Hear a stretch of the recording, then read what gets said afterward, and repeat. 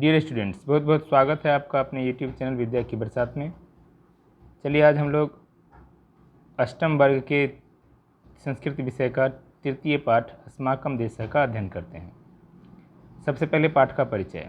हमारा देश भारत अपनी सभ्यता और संस्कृति के कारण एक और संसार में अपनी प्राचीनता का गौरव धारण करता है, तो दूसरी ओर अत्याधुनिक विकसित देशों के साथ चलते हुए अपने आधुनिक गौरव से भी संपन्न है। मतलब कि हमारा देश जो है उसमें प्राचीनता और नवीनता दोनों का सम्मिश्रण आपको देखने को मिलेगा। दोनों मिश्रित हैं यहाँ पे।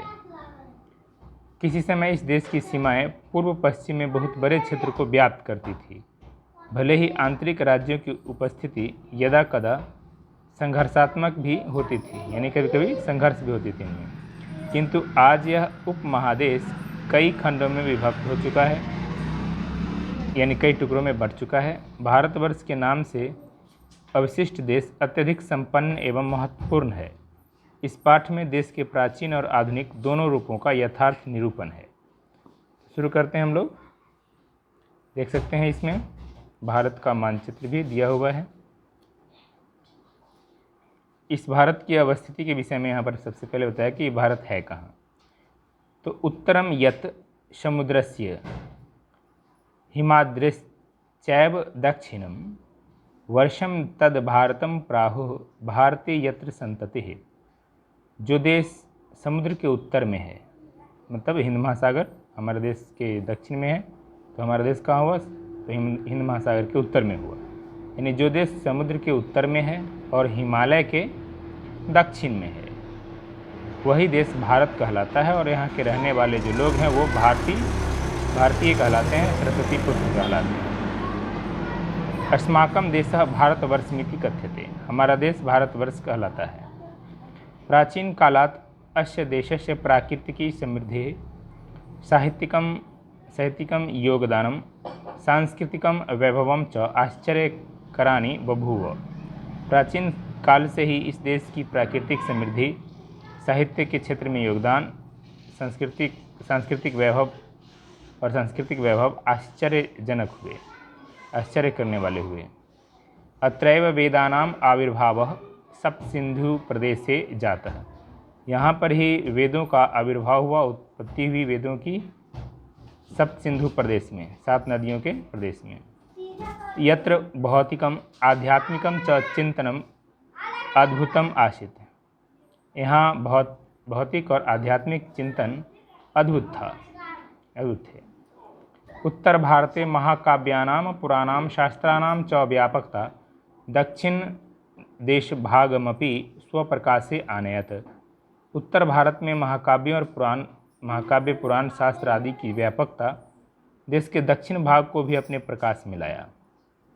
यानी यहाँ से इनका प्रकाश दक्षिण भारत में भी गया।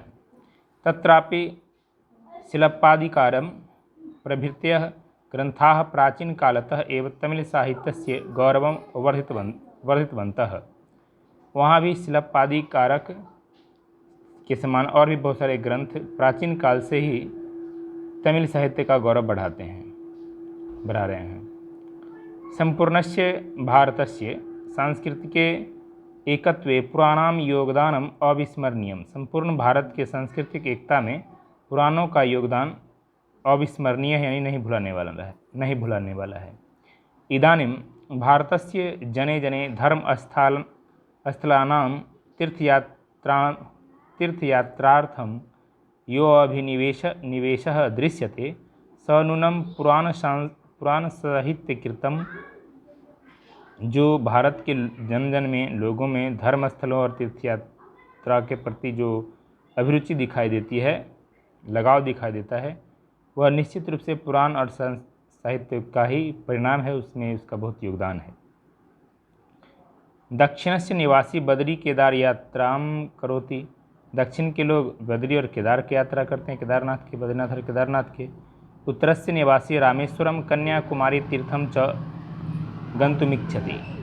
और उत्तर के निवासी रामेश्वर, कन्याकुमारी जैसे तीर्थ जाते हैं। एवमेव द्वारिका कामाख्यादिषु स्थलेषु गच्छन्ति तीर्थयात्रिकाः। इसी प्रकार से द्वारिका और कामाख्या आदि स्थल में भी जाते हैं तीर्थयात्री। अस्य देशस्य नद्यः पुण्यत्वयाः मन्यन्ते। इस देश की नदियाँ पवित्र मानी जाती हैं। पर्वताः पावनाः कथ्यन्ते। पर्वत भी पावन कहे जाते हैं, पवित्र करने वाले। वृक्षाः पूज्यन्ते। वृक्षों की पूजा होती है। प्रकृतिं प्रति भारतीयानाम आश्चर्यकरम आकर्षण आशित। प्रकृति के प्रति भारतीयों का जो आकर्षण है वो आश्चर्य करने वाला है, आश्चर्य करने वाला था। पूजनीयत्वात् था, यानी भूतकाल की बात है। पूजनीयत्वात् प्रकृतेः प्रदूषणं पापम मन्यन्ते स्म। प्रकृति को पूजनीय मानने जाने के कारण इसको प्रदूषित करना पाप माना जाता था। अतएव पर्यावरणस्य कापि समस्या अत्र नाशित। इसलिए पर्यावरण के यहाँ पर कहीं भी प्रदूषण की समस्या, पर्यावरण की समस्या नहीं थी यहाँ पर। अस्मिन् देशे विज्ञानस्यापि महती प्रतिष्ठा आसीत्। इस देश में विज्ञान की भी बहुत ज़्यादा प्रतिष्ठा थी। वास्तुशिल्पिनः विशालानि मन्दिराणि निर्मान्ति स्म।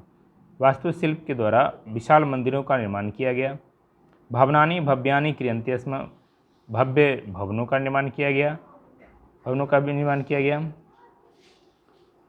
बहुत सारे भव्य भवन बनाए गए। आकाशपिंडानि ज्योतिर्विद्भिः अधीयन्ते स्म। आकाशीय पिंडों का, खगोलीय पिंडों का, यानी ग्रह नक्षत्र आदि का ज्योतिष शास्त्र में अध्ययन किया गया, ज्योतिष शास्त्रों के द्वारा। अत्र चिकित्सा शास्त्रमपि प्रगतिशीलम। यहाँ पर चिकित्सा शास्त्र भी बहुत प्रगतिशील था। गणित प्रगतिशील है। गणित शास्त्रे शून्यस्य कल्पना भारतेन कृता येन दशमलव गणना प्रारभत। गणित शास्त्र में शून्य की कल्पना भारतीयों के द्वारा किया गया, भारत में ही किया गया, भारत के द्वारा किया गया और दशमलव की गणना प्रारंभ हुई। अन्य देशेष्वपि गता, और यहीं से अन्य देशों में भी गया। भारतस्य प्राचीन गौरवं मध्यकाले किंचित तिरोहितं पराधीनतया, किंतु सम्प्रति शिक्षिताः जनाः सन्तः जनाः आधुनिके विज्ञाने अपि प्रतिभां दर्शयन्ति। भारत का प्राचीन गौरव मध्यकाल में थोड़ा सा लुप्त हुआ, तिरोहित हुआ पराधीनता के कारण, किंतु आज के समय में बहुत सारे शिक्षित संत लोग आधुनिक विज्ञान में भी प्रतिभा दर्शाते हैं, विज्ञान में भी प्रतिभा दिखाते हैं। सीवी रमन, जगदीश चंद्र बसु, मेघनाथ साहा, होमी जहांगीर भाभा, विक्रम साराभाई प्रभृतयः, ये सब जो सीवी रमन, जगदीश चंद्र बसु, मेघनाथ साहा, होमी जहांगीर भाभा, विक्रम साराभाई आदि जो वैज्ञानिक हैं, वैज्ञानिका आधुनिक भारत से गौरववर्धका, आधुनिक भारत के गौरव बढ़ाने वाले हैं। एवं महात्मा गांधी सदृशः कर्मवीरः, रविंद्रनाथ ठाकुर सदृशः साहित्यकारः, अरविंद सदृशः दार्शनिकः, राधा कृष्णन सदृशः शिक्षकः, राजेंद्र प्रसाद सदृशः स्थित प्रज्ञः इत्यादयः वर्तमान भारतस्य गौरवरूपाः नेतारः सन्ति। इस प्रकार से महात्मा गांधी के समान कर्मवीर, रविंद्रनाथ ठाकुर के समान साहित्यकार, अरविंद के समान दार्शनिक, राधा कृष्णन के समान शिक्षक, राजेंद्र प्रसाद के समान स्थित प्रज्ञ यानी आत्मज्ञानी इत्यादि वर्तमान भारत के गौरव रूप नेता हैं। संप्रति देशस्य विकासः सार्वत्रिक वर्तते। आज के समय में देश का हर तरह से विकास हो रहा है, सार्वत्रिक विकास हो रहा है। कृषि क्षेत्रे नवीनाः प्रयोगाः, कृषि क्षेत्र में नए प्रयोग हो रहे हैं। संचार साधनानि उत्कृष्टानि, उत्कृष्ट संचार साधन हैं। अंतरिक्ष क्षेत्रे अपि विशिष्टम योगदानम, अंतरिक्ष क्षेत्र में विशिष्ट योगदान किया जा रहा है। स्वास्थ्यम प्रति जनजागरण, स्वास्थ्य के प्रति लोगों में जागरूकता फैली है। चिकित्सा सुविधानां वृद्धि, चिकित्सा की सुविधा में वृद्धि हुई है। सर्वशिक्षा अभियानम, सर्वशिक्षा अभियान इत्यादि उल्लेखनीयानि सन्ति, ये सब उल्लेखनीय हैं। सर्वथापि देशः संसारस्य अग्रगण्येषु गणनीयो वर्तते। सब प्रकार से देश संसार के अग्रगण्यों में गणना योग्य यानी गिने जाने योग्य, यानी कि जो आगे बढ़े हुए देश हैं उनमें भारत की भी गणना किया जा सकता है। इसकी योग्यता भारत भी धारण करता है। तो इस प्रकार से आज हमने पाठ का अर्थ समझा। अगले वीडियो में हम लोग इसका प्रश्नोत्तर का अध्ययन करेंगे। बहुत बहुत धन्यवाद।